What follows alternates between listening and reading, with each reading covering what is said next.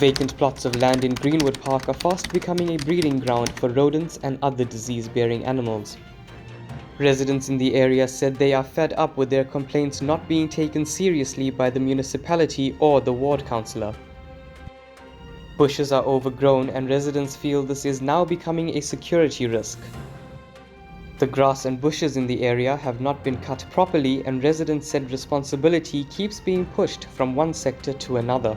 Deirdre Heron has been a resident of Greenwood Park for 25 years and said illegal dumping has been a problem for years. Now the community do need to step up, but also our municipality needs to take up that's their mandate to make sure that the place is clean. We pay rates, we pay for taxes. This should be clean. Heron said attempts to get the councillor involved follows a cycle of unanswered questions. Farah Sheikh has lived in Greenwood Park all her life with a family history dating back almost 4 decades. So this is the main entrance of Greenwood Park. As you can see, it's a complete dump. This is not what it was like when I grew up. The children always playing in the street, running around, but unfortunately we now find ourselves in the middle of a dump site. There's a lot of vacant land, a lot of privately owned vacant land in the area that is now being used as a dump site because the people that have bought the property are not maintaining it, they're not fencing up their land. So as soon as the grass grows a little bit longer, people think, oh, nobody will see, it's just one Coke can, or just one can of Coke that we're just going to throw in the bush. One can of Coke or anything becomes a pile of junk and will soon become a dump site. Sheikh said her memories of the area take her back to a lush green neighbourhood which has now become a dump site. Apart from just when to take the dirt out, it's also content of dirt that people are just unaware of. Last week we had a ceramic sink out of a bathroom placed on the verge. So if people are strong enough and big enough to carry out a full sink, I'm sure they understand that it cannot go through the truck.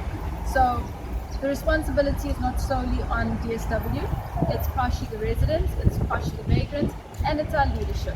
So it is all inclusive. We need to be reporting people that are dumping, but before we can report them, we need to educate them. So that's where we are at the moment with this no dumping. We're more here to try and serve the community, to try and get everybody involved. This is our community, it's time we take it back. Mark Rampono of the Greenwood Park Neighbourhood Watch said the area is in a state and needs a lot of improvement. Bobby is doing a lot for the community, but there are things that Bobby can be more assertive with, especially like this here. If that sewage was in front of Bobby's gate at his house, he never let it stand for over a month. I firmly believe he never did. I cannot put the blame in Bobby's lap that it is like that because of Bobby. No. But we need Bobby to go into those offices and say, hey guys, what is going to happen if the community decide to walk on City Hall? And go to the offices of Stormwater and say, guys, and put our fists on the table. We want action. What's going to happen then? Are the police going to be called in with rubber bullets? Because that's the trend, that's becoming the trend now. The minute you stand up for your rights correctly, you get shot at. When you start burning houses and burning buses and burning schools and everything, then you get shielded. On a weekly basis, we're knocking heads with somebody. If it's not with Bobby, it's with someone in the council. Now today, we're having to speak to Metro Police because of the buses that got burnt in Park stations. How can we go on living like this here, expecting our authorities to handle it? If they're not handling it, how much longer can we sit back? Our children and our women are getting snatched off the roads on a daily basis. We don't see the police patrolling here.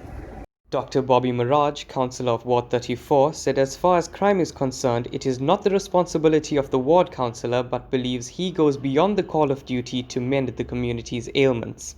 Illegal dumping, for reasons I can't explain, is gone wild. throughout the ward.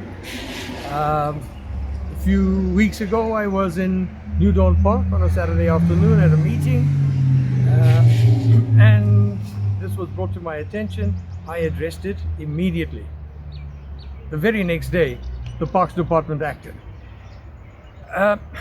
Dumping has a number of factors. Individuals that are selfish.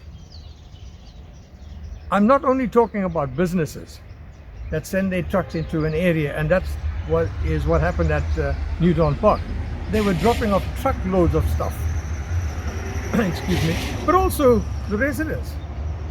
I mean, if there's a vacant piece of land, what has come to my attention is that someone is coming and dropping his dirt on that vacant piece of land. And that complaint is coming from another resident who lives right next to that vacant piece of land. So what happens is that as that dirt accumulates, we get rodents, snakes, and then we also find the vagrants coming in, opening those bags to see what they can get out of it. So it has a number of factors. We are addressing it. Putting up no illegal dumping signs is a deterrent, but a good deterrent, I must admit, because now the Parks Department has the right to fine someone. When we don't have those signs, the guy can do what he wants to and get away with it. But when we have those signs and he's caught and we have the evidence, and that is important, then he's going to have to face the music. The maximum fine on that is now 5,000 rands. I've been told by many residents, young and old alike, that they have not seen a visible councillor as they have seen in me. And that makes me happy, because I'm not sitting at home or hiding somewhere and taking the funds. I don't need that. That to me would be a curse in my life. I've got to go out and earn it. We are finding the response from the municipality to be exceptionally poor. It's the first, how can I put it, the first person that a resident would blame or point a finger at is the councillor.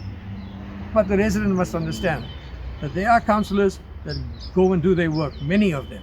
There are councillors that don't. I'm not going to defend people like that. But I will defend my actions when I know what I've done. As the gentleman from the water department told me yesterday, you know, I've lost count at a number of times you complain about this village. But a number of times I've complained about a number of things in the water department, with the lights, the electricity department. Why is it that they can't replace the street lights? I mean, to me, it's just a matter of removing a bulb and putting a new one. So that response I got, that we don't have the space, made sense to me. Question is, why? I have to take it to the municipality, which I do. But then the resident would know whether that repair has taken place or not long before I do. So I should get some feedback from there. If the repairs that were done, we are happy. If the repairs were not done, then I go back and I start informing the municipality again and again and again that this has not been done until it is done. Non-response for months on end.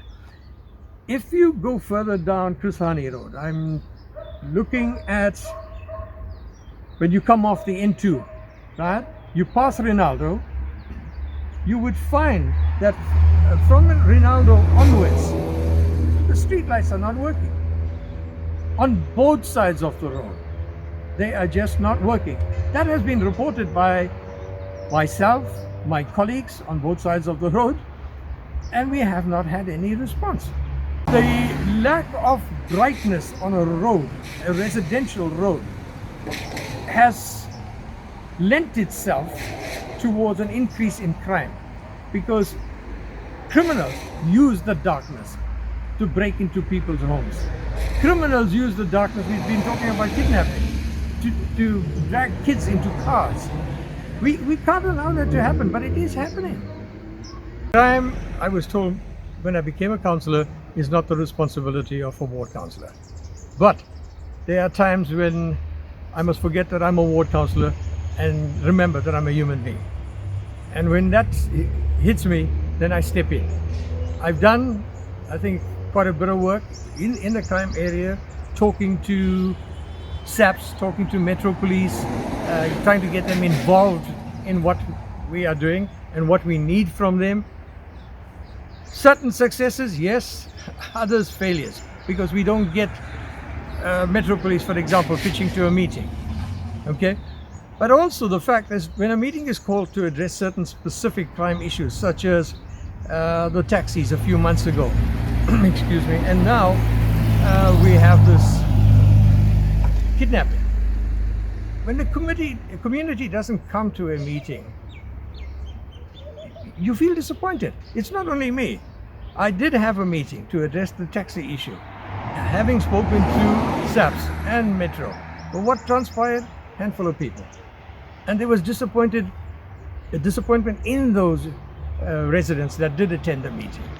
There's been massive budget issues, financial issues. I mean, this has gone public in every form of media. And that's something I also ask myself, don't the residents read, the newspapers? Don't they switch on their TVs when it's news? Because we've been hearing, and it is now being proven, that monies have been stolen. There's corruption, left, right and center. Those are the monies that come in, for example, as our rates.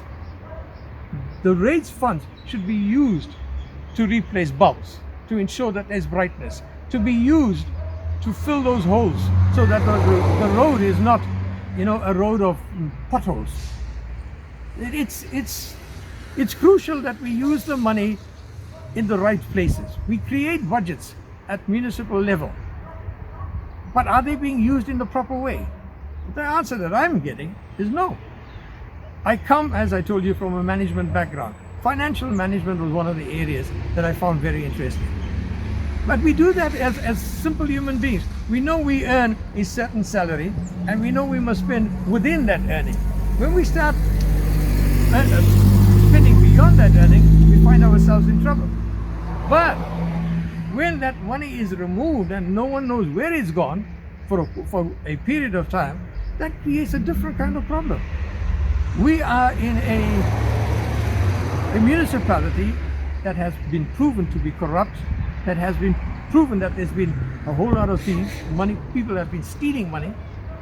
And if we can't understand that and remedy that, then it's going to get even worse. I speak to a lot of residents. This is why I find it strange that they say I'm not visible.